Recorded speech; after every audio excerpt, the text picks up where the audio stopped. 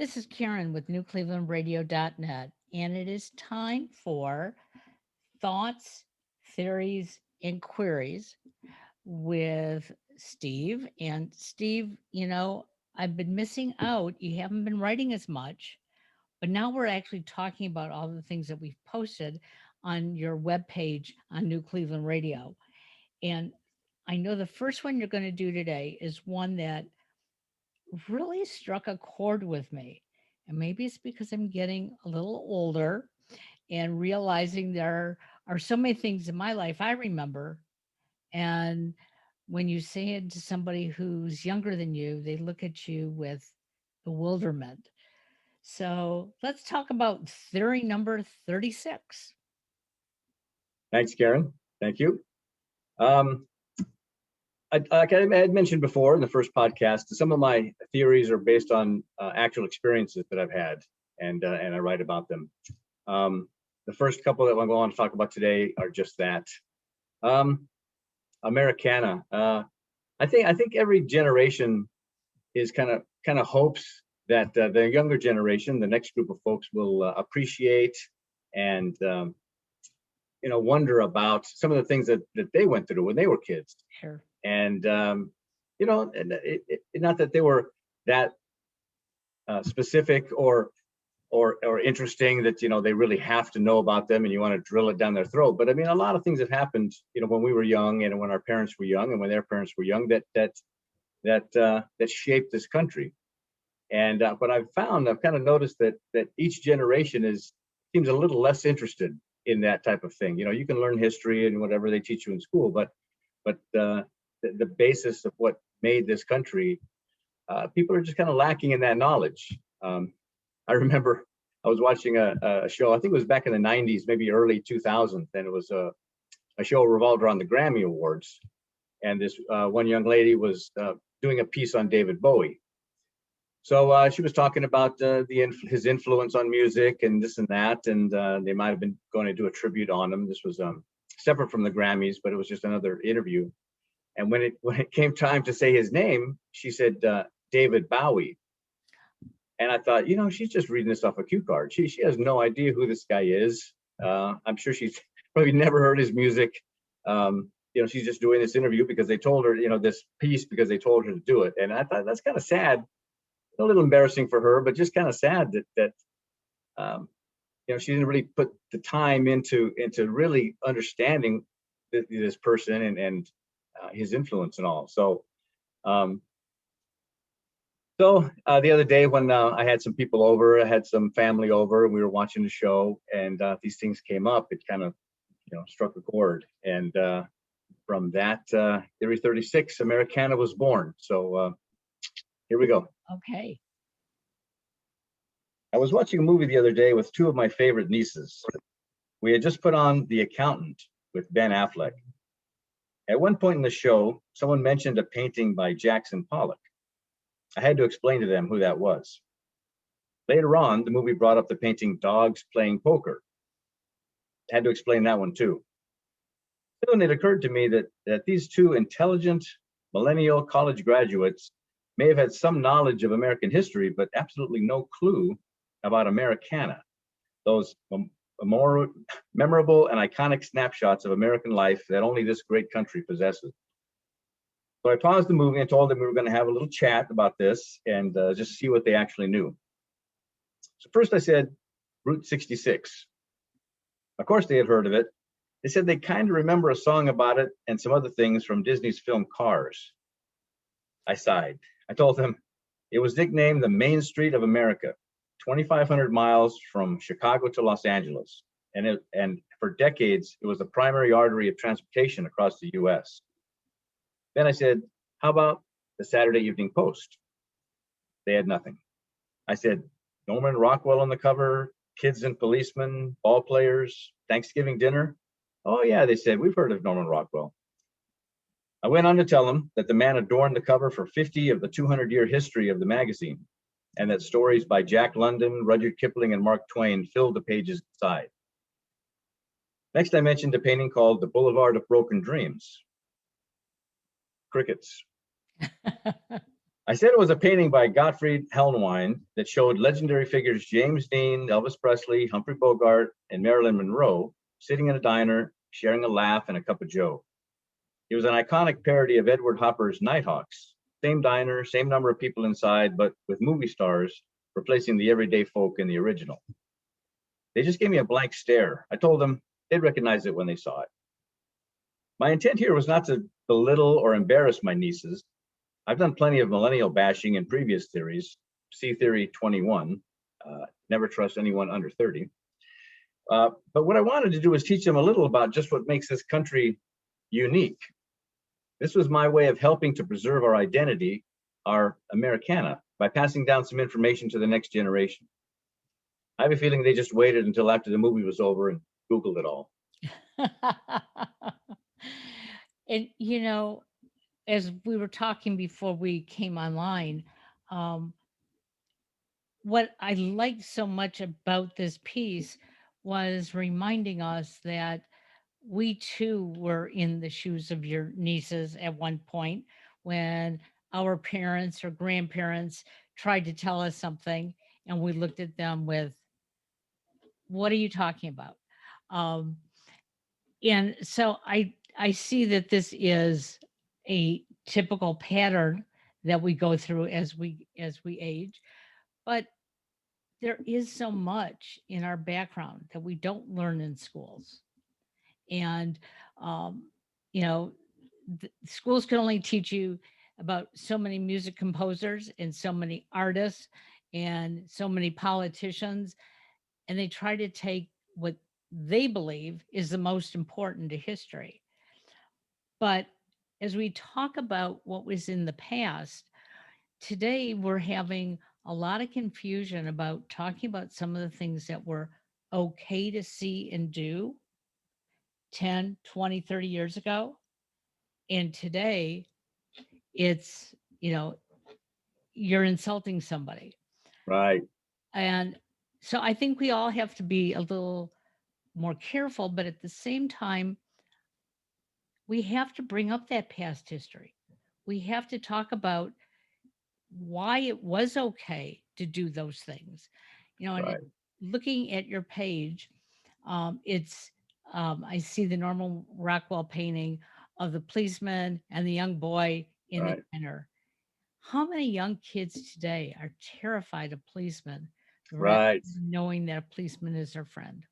Right. I mean, back then, that he was the guy. He was the guy. Your local cop around the block was the guy, you know, and for whether it was a lost kid or whether it was, you know, a car accident or, you know, anything, cat in a tree. I mean, you know, the policemen come and all that. But I mean, everybody knew their local policeman, you know, on that particular block or area. And that picture of I love that picture with the big, you know, overweight cop and the scrawny little kid, you know, running away, sitting at the diner together. You know, I mean, that pretty much says it all. You know, I mean, just generationally, you know, they each kind of relate to each other. I'm sure that the cop was that kid, you know, 30 years earlier, running away from home and, you know, playing around and jumping in lakes that he wasn't supposed to jump into, and they kind of understood each other in that one little snapshot. I love that. But yeah, there's so much back there. One thing I noticed about music, back then, I mean, there was 40s music, 50s music, 60s, 70s, 80s, and 90s. I mean, I followed it all. Right. But it was very distinct. And you could say, okay, this is what 90s music is. This is what 70s music is. Since 2000, it's kind of blurred together a little bit. You know, I tried to do the same thing in the early 2000s and in the 2010s, and kind of put a label on like what kind of music is that for that decade. You know, how was it different than the 90s, and how was the aughts different than the 10s, and it was a little more blurry. Maybe that has something to do with it. It's not quite as distinct as it was back then.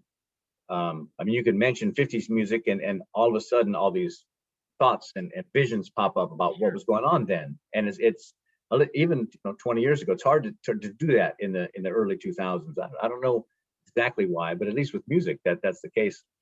There's just so many things back then that every now and then on Facebook, you see somebody say, okay, if you grew up in the 70s, you saw these things, and they would flash a bunch of images from the 70s. Those crack me up. and it takes you back there. And it's not that you don't have to grill the kids and shove this stuff down their throats, but I mean, there was the books and the movies and the paintings, and there's just so many iconic things that that were fun and harmless and really shaped the country. That there were some things that now you're taken out of context, and back then you didn't have to worry about it.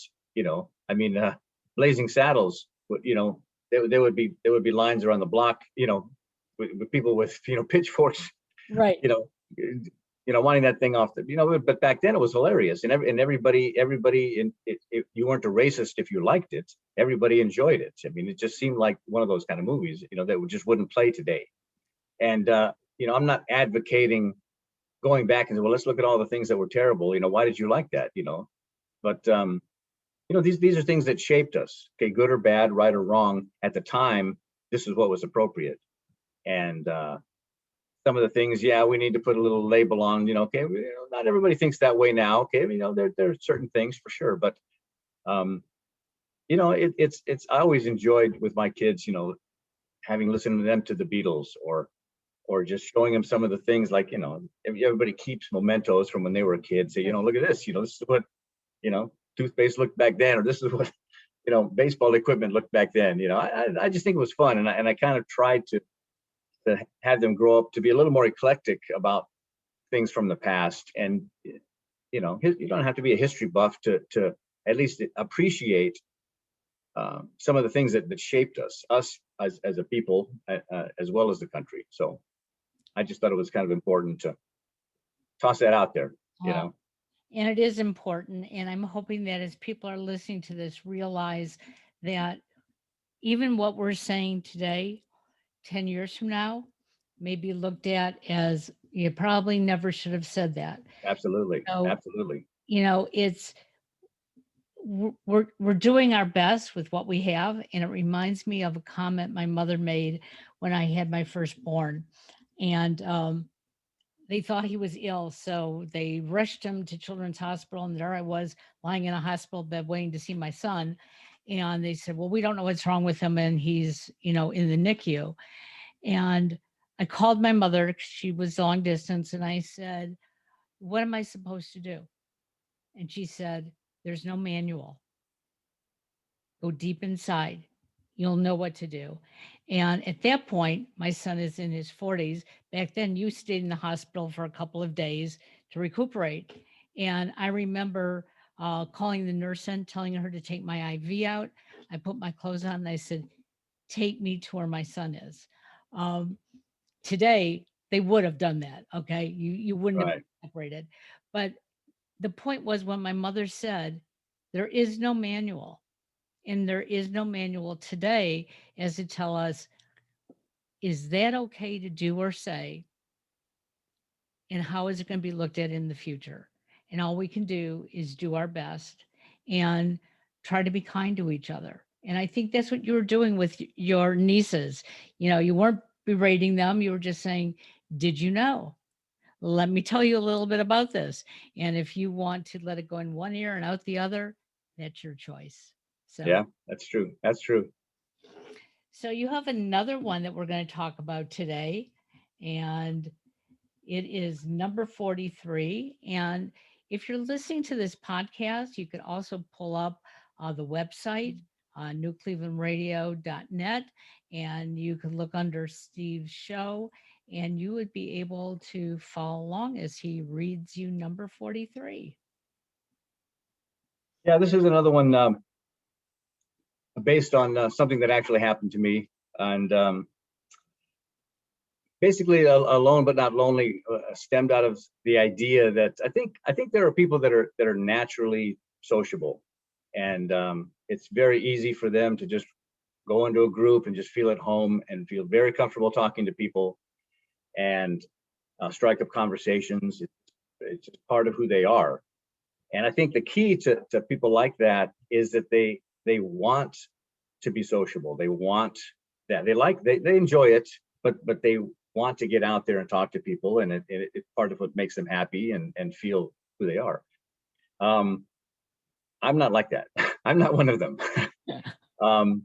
It's not that I don't like people or I'm antisocial, and I can do it. I can be in a group and I can get along with people. I don't have a problem with that. But it doesn't come natural for me. And again, that desire to want to do that isn't there. So I very much enjoy my alone time, and I never really.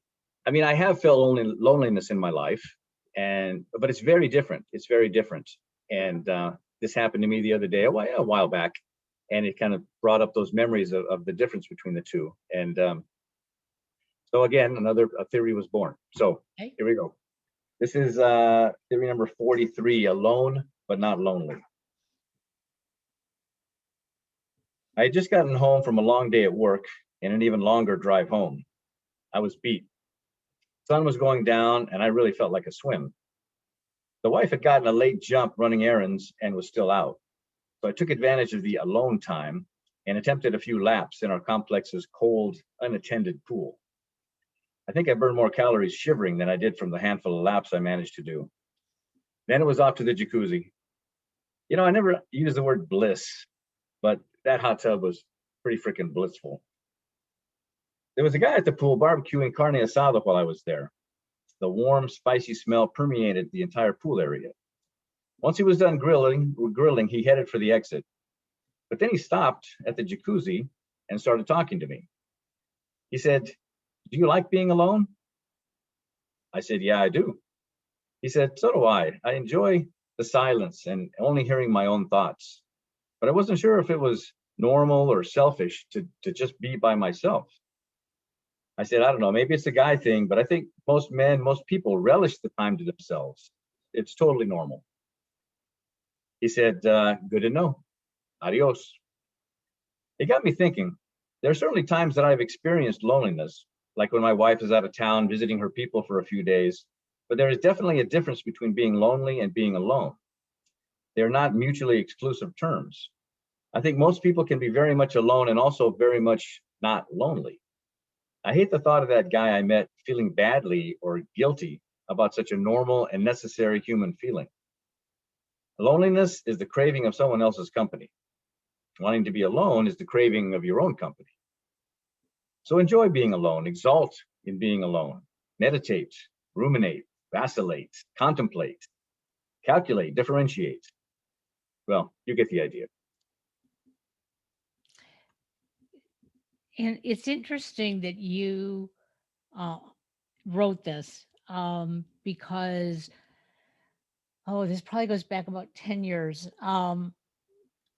We live obviously in Cleveland, Ohio. Most of my family is California, New York, and at the time, my mother up in Michigan. And this happened to be, I believe it was a Christmas day. And um, I felt very lonely. I wasn't alone. My husband and son were here, but I was feeling lonely. And I started having my own pity party. Um, and I posted something on Facebook about, why don't, my friends or distant relatives, you know, extend a hand, here's the three of us on Christmas Day, and um, one is playing video games and one is watching old TV shows, and I'm feeling lonely. And I just went on and on. And my brother Gary, who you know, happened to see it on Facebook. And he wrote me this scathing email. And to this day, I can't thank him enough because he put me in my place. He said, "It's up to you not to feel lonely. Why are you feeling lonely? If you really wanted people around you, why didn't you do the extension?" And my first reaction was, well, I did, but everybody said no. But then I thought about it and it was like, he's right. I have two people in this house. Okay. I don't have to be lonely. I could be playing video games with one, I could be watching old TV shows with another, or I could be doing my own thing. And that's when I started realizing the difference between those two words. And the power we actually have to appreciate either that alone time, like you said, or not to be lonely, because there's plenty of people out there who are looking for somebody else to talk to and share time with. Absolutely. We may have to Absolutely. research it a little bit. Um, Right. and I've learned now to enjoy my alone time. And I will tell you, this past Christmas um, basically was a mirror image of that one that I had, Mm, except no loneliness. It was like, this is a free day when I don't have to worry about my son playing video games or whatever else he's doing. And if my husband wants to watch old TV shows, that's fine. We have 5 TVs in this condo, so I can go find another one. And I found things to do. And at the end of the day, um, we all got together for a meal and we were jovial. And I thought, how wonderful. This was my gift to myself. yeah, that's great. So I think if Great. people look at this theory and can separate out those feelings, um, there will be less loneliness. But I think sometimes if we would just drive down the street and see how many people are really both alone and lonely, uh, Right. there are things that we can do to brighten their days as well. So, That's true. And these days, this last year was definitely put us all to the test of our own sanity about being alone, about being by ourselves, maybe being quarantined for X amount of weeks, or not being able to go out and to the clubs and the social things that we used to go to, and yet even going out to eat. right, But if you were resourceful, I mean, especially with social media and technology, what it is today, I mean, you could be on the phone all day talking to somebody. You could be on Zoom all day talking to people. Um, well, my family, my wife's family, we used to, every holiday we would go somewhere, and we have a lot of people local, so it's just drive to their house for sure, Easter or whatever. And we've taken to doing family Zoom calls every maybe 2 or 3 weeks, and it's great. Everybody's in their own place, and everybody chats, half an hour maybe, and catch up on a few things, and that's that. And everybody's seems to enjoy it. I mean, it's like this is what we needed. Just to connect a little bit more. If you're feeling lonely and depressed and isolated, but there are more things you can do to help yourself through absolutely. that. I know it, and it's funny that you should say that. Being out in California, I know just going a block away can take 30 minutes. Um, Yeah. and for many years, my one brother Joel from the East Coast would come back to California for the holidays because his daughter was out there, and our brother Gary. And even though Gary would say, well, his niece only lives 30 miles away, it can be 2 hours depending on traffic. Right. And he, he and his wife would take the truck and go there for Thanksgiving or Christmas or whatever. And afterwards, he said, as nice as it was just, it was exhausting because here he walked into my niece's house. She had 2 little kids, um, and then some of her friends and whatever. And it became this hubbub. But now doing Zoom, he says, I can pick and choose how many people I want to include. Okay. Right. Right. And I'm not driving, 30 minutes or 3 hours back and forth to go Right. someplace. And no, it doesn't take away from the intimacy of being in each other's homes. But like you said, it's a great way to at least soften that loneliness and Right. reconnect. Yeah. We are a very resourceful people, and it's we look for things in times of stress and times of trouble. How are we going to get out of this? What are we going to do? And some of the things we've come up with haven't been that great. Other ones have been pretty good. Um, Zoom, for example. I'm my company, the one that I work for now, and is caters food for the airlines. So my company is based on airline travel. Well, they said, well, one of the things that probably will change from all this forever is business travel. now that Zoom has become so prevalent, business travel, you go to a business meeting, it's probably going to be cut in half, maybe even 60%. That's just the way it is now, because people have gotten used to it now. It's not such a strange, odd thing doing that. But in times of loneliness and desperation, we are very resourceful. So we've managed to get around that somehow, and I'm sure some people have enjoyed the alone time of this isolation, and maybe we all put on a few pounds, or got a little less, stayed a little less in shape.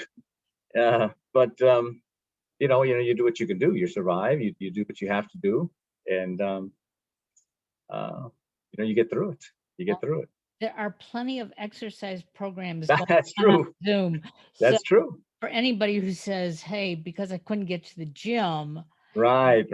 well, you know what? This is the convenience of your own home, and it's funny that you bring that up, because prior to the pandemic, um, you know, I wasn't walking.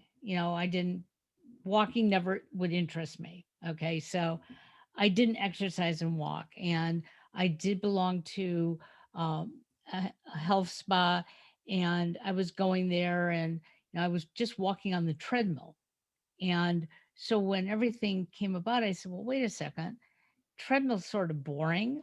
I'm not getting anywhere, and I live uh, adjacent to the national park.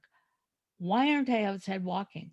I Yeah. could be looking at trees and grass and whatever. Right. I can listen to music, and I don't have to worry about the next guy next to me who's grunting doing his Right. exercises." And so I started walking. Um, and I also ride a stationary bike at home. And I have found the best way to do that is to pick a TV show or two or a movie. And that's when I ride that stationary bike. And so it's the pandemic has been good for me in the fact that it's like I opened up my eyes and said, what else can I do? Hmm. I'm doing it. Um, and I know the pandemic has also been a good excuse for some people to say, I don't have to do anything. Yeah. But once everything is lifted, it's going to be harder for those individuals to get back in the swing of things. So um, Yeah. I'm just grateful for the new technology. So you have one Absolutely. more for us today. What is number 12 about? Okay. Up real quick.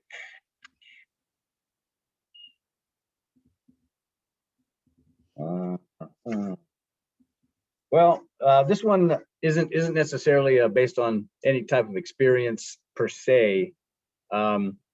Just I've always been a math and science guy, but I really also like words. I play a lot of Scrabble. I like crossword puzzles. I I keep lists. Kind of weird. Words that kind of I like pairs of words that sound the same but aren't really the same. Calculus and colliculus. I just odd little things like that. I don't know. Gary wouldn't understand. Your brother Gary, but um,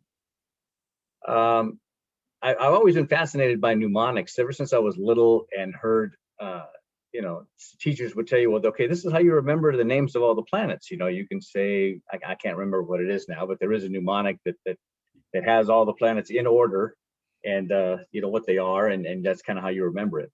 And then I remember hearing that a lot of doctors in med school have their own mnemonics to get through all the veins in the body, or all the arteries in the body, and everything to remember. I mean, how could you possibly remember everything Right. without little tricks? So I came up with this. Well, I came up with a theory about a year ago, but the crux of it was based on something that I did for my kids. They were doing geography, of the states, and I never knew too much about the East Coast states. I'm a West Coast guy. We've done a lot of traveling. My family, when we were young, we drove up the West Coast to Seattle and the southern coast of Florida, but I have very little knowledge or experience with the East Coast or the Midwest. So I came up with a little mnemonic to help them, and I thought it was kind of funny. But I I look at words and read. I read all the time, and things strike me funny, quotes and different things. So this was another one born out of just my theory on how cool words can be Sure. and ways to remember it. So this is theory number 12, mnemonics. Growing up in the West, the majority of my knowledge of U.S. geography consisted only of what existed on this side of the Rocky Mountains. The Midwest and Eastern states all seemed to blend together in my mind, and remembering which state was which was something I really struggled with. Memory is directly tied to the ability to learn. If I study really hard and ace a test on the states, but 2 weeks later fail a pop quiz on the same material, then acing the test didn't necessarily mean that I learned the material, only that I crammed all that info into my head to hopefully be able to spit it back at least at test time. That's where mnemonics come in. It's a method of remembering certain things by tying them to something else easier to recall. For example, HOMES, H-O-M-E-S, is a mnemonic device for remembering the Great Lakes: Huron, Ontario, Michigan, Erie, Superior. So when it came time to study the states of the northeastern seaboard, I made it my own. Many new hairstyles visit Mass. Really incredible, not just dull or messy. Kind of silly, but for me it worked. So starting at Maine and then heading south down to Maryland, you have many, Maine, new hairstyles, New Hampshire, visit Vermont, Mass, Massachusetts. Really incredible, Rhode Island, not just New Jersey, dull, Delaware, or messy, Maryland. That's just kind of one thing that I made up that I thought was pretty funny. For a time, I couldn't remember the difference between infer and imply. One refers to the person speaking, the other, the person that's listening. So I came up with a baseball analogy to help me remember that. The pitcher implies, the fielder infers. Therefore, the one speaking implies and the one listening infers.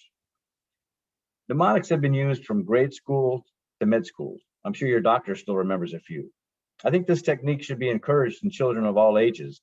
It's fun, effective way to learn that will follow them throughout their whole lives. TTFN, ta-ta for now. So this brought me back to when I went back to complete my degree. And one of the things I had to do before I went on for my master's was take a math class. And math was not my friend. And it was an online class. So every time I got stuck on something, I would ask my husband or my son, guide me. What am I supposed to do? And my son kept saying to me, "Don't you know about Dear Aunt Sally?" I said, "We don't have an Aunt Sally." And I don't remember learning that whole thing when I was going to school, but he'd said to me, "First you have to divide, then you have to subtract, then you have to add, then you multiply." And it was like, "What are you talking about?" He said, "Look at your problem." And I looked at the problem on my page and it still wasn't getting to me. So he said, "What is the first thing you're going to do?" And I said, "Divide." Ah, you got it. Now what are you going to do?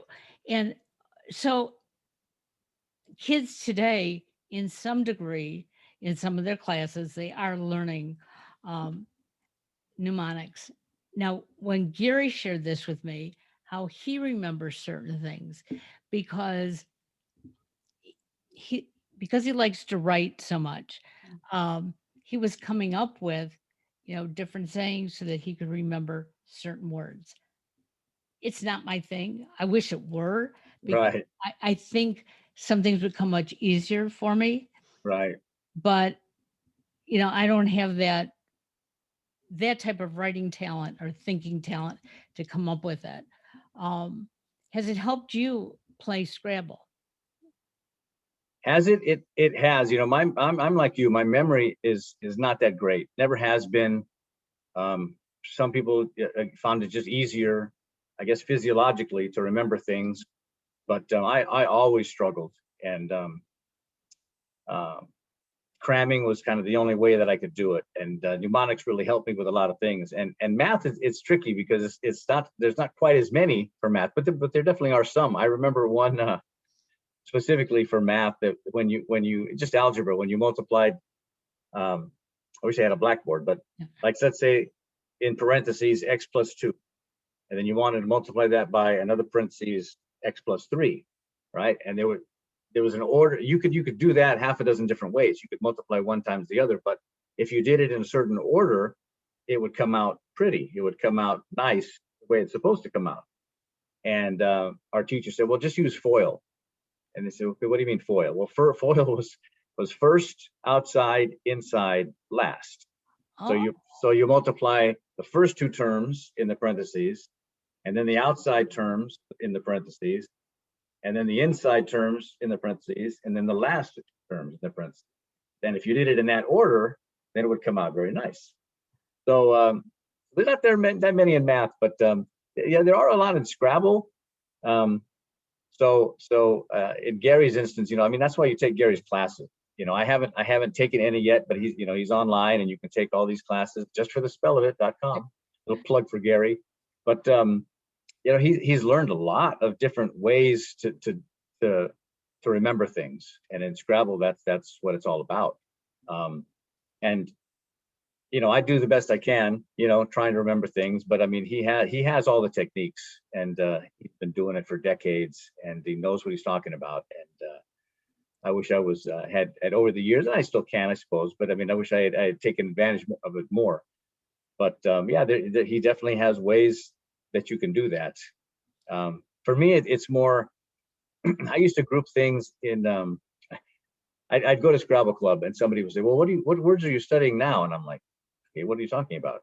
And I realized that, well, people would, are studying. Oh, I'm working on my 4-letter words. I'm working on my 6-letter words. So what I started doing was, well, I'm going to work on names, words that are people's names that are legitimate. Right. John and Ken, and there's probably 20 different people's names that are legitimate words in Scrabble. So you kind of make your own list and look them up. Is that legit? Is that legit? So now you have this word. So now all of a sudden, when you see it in your rack, you remember, okay, that's a legit word. It's, to me, grouping them like that is a lot easier than trying to just remember randomly all this. Some people are really good at, okay, I'm just going to memorize all the 3-letter words, all 1,000 of them, But I need to do that. I liked words that, countries that are actually words, or cities that are actually words. Zaire, is obviously a country, but it's also a unit of, it's a coin. It's a unit of, a monetary unit in Africa. So that's legitimate. So things like that help me little by little. But again, Gary knows them all. Gary knows them all. And and that shows that we all have our own little bucket of talent. Okay. Right.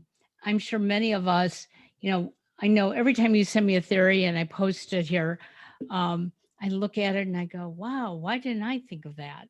And it's because, that's not where my brain goes, but yours does. And that's okay. I think we now have to start looking at each other and saying, what do I have to offer you? And what do you have to offer me? It's not a conflict. Okay. We are coming together with ideas and understanding. And like I started out the podcast today, there maybe are things that we've mentioned, whether it be in mnemonics or something else, that 5-10 years from now, somebody's going to be listening to this and going, I'm not so sure they should have used that word, or I'm not so sure they Right. should have suggested that. And it's like, but for today, it is okay. It is acceptable. Um, and I think we have to I think our skin has to just get a little bit thicker so we don't um, get all wrought up in, everything has to be perfect because. Right. We do the best we can. We do Yep. the best we can. Yep. And podcasts, another thing that has come out of all this. I mean, there were podcasts before the pandemic, obviously, but it's a lot of people are turning to them now as another way of receiving information in a quarantine world. And And there's just so many out there. You could listen to anything and everything, any topic in the world. Just like you can go on Netflix and see any movie, you could go onto the podcast and listen to anything. Horror stories, people talk about math, somebody's talking about words, somebody's talking about whatever. And yeah, if people see this and get something out of it, then I'm happy. I'm happy that to share. I don't have expectations like what I'm saying is so profound that people need to bow at my feet. I just I'm just tossing things out there, and if somebody's interested, then they'll listen along and read along. And if it sparks something in you, then that's great. I'm glad. Well, I appreciate doing these. Again, all of our shows are made so that we are feeling positive. We're giving positive affirmations. Um, we're not perfect. We're not sugarcoating anything. Um, and there are some of the theories that somebody could read into it and go, oh, that's sad. Well, that's okay. Your interpretation is your personality looking into it. So I want to thank you again. I look forward to the next one I get that I can post. Yeah. And we'll be back again in April. Gosh, I can't believe how the time is flying. But Yeah. have a happy Easter, because I don't think we'll speak before Easter. So hopefully Thank the you. Bunny will bring you lots of candy. And I see your shamrock behind you. So that must mean that you're going to have good luck today. All right. Sounds good to me. Sounds good to me. Thanks, Steve. Talk to you soon. You're welcome, Karen. Bye. Bye now.